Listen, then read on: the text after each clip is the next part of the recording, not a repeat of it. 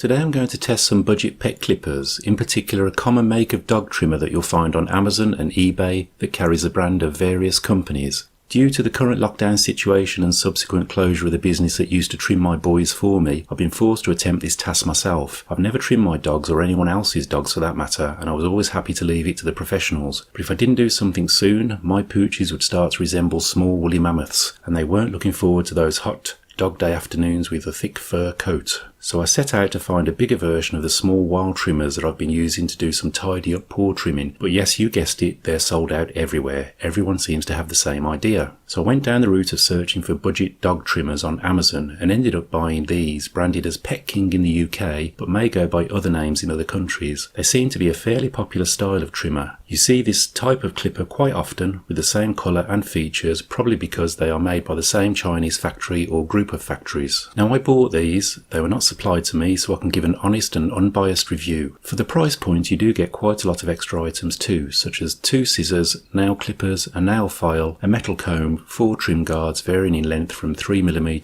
to 12mm, also a USB charging cable, blade oil and a brush for cleaning the blades. The trimmers are a good size, not too far off the full size that your local professionals use. They fit in the hand nicely too. They have a finer cutting length adjustment dial around the middle with numbers ranging from 0.8 to 2.0. I presume these mean millimeters. There is also an on-off switch and a charging light. The charging cable plugs into the base and you just need something with a USB port to charge them up. A few observations that sets these apart from the well-known brands, that I've noticed anyway, is that the second cutting blade seems to be made from a white plastic or nylon, whereas my Wahl ones are made of metal. I'm not sure if this affects how long they will last, I guess time will tell. This didn't seem to affect how they cut though, I'll show you a quick demo shortly. Secondly, the unit has a large unbranded battery cell which is typical in a budget product. It's rated at 1200 mAh and was more than adequate for a full trim of my Havanese and Bichon Frise dogs, with a full charge in between before moving on to the next dog. The last thing I noticed was the tiny instructions, which were very hard to read and were perhaps not as clear as they could be. Again, typical of a budget product. There is repeated reference to being careful not to overcharge the unit. I'm wondering if the unit is lacking any overcharge protection. This observation is strengthened by the fact that the charging light remains red no matter how long it's charged for. You'd expect the charging light to go from red to green when fully charged in a more expensive product, for example. This does not detract from the value and the performance of the trimmers, which I'll come on to shortly. I just wouldn't be happy to leave them charging overnight or leave them unattended if I went out. But there again, I never do anyway with anything, so maybe I'm worrying too much. So now the important bit. Are they any good?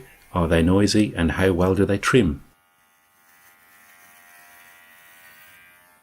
The trimmers are ultra quiet, which is a pleasant surprise, even quieter than my Wahl trimmers, so my nervous little boy Max, the Havanese, was more than happy to just sit there. Now please forgive my technique here, I'm trying to film and demonstrate cutting and it's the first time I've ever done anything like this. The blades move fairly effortlessly through Max's thick coat with minimal snagging and the guards work well too. It's important to add a bit of blade oil every 5 to 10 minutes as it will stop the blades wearing so much. It'll also help keep them cool. As with any trimmer, the blades will get warm after a bit of use. There you go, from small woolly mammoth to a smart boy again. Well, he doesn't look too bad I don't think. It's okay for my first effort. The important thing is that he's happy, he looks okay and I'm happy too. I've also saved myself around $50 in professional dog trimming fees, so the clippers have already paid for themselves. So in conclusion, I'm happy with my PetKing dog trimmers. Remember, these may be branded differently in your country but may look the same, as these are a common generic Chinese make. The performance was very good, they cut very well, have plenty of fine adjustment and come with a range of accessories. They are also ultra quiet, which is a great bonus for nervous dogs. I'd be a little careful of overcharging and also be careful with the push fit combs, as they do feel like they could break if pushed or pulled too hard. Also don't forget your blade oil. Although a small amount is supplied, I use my Wahl oil. I also coat the blades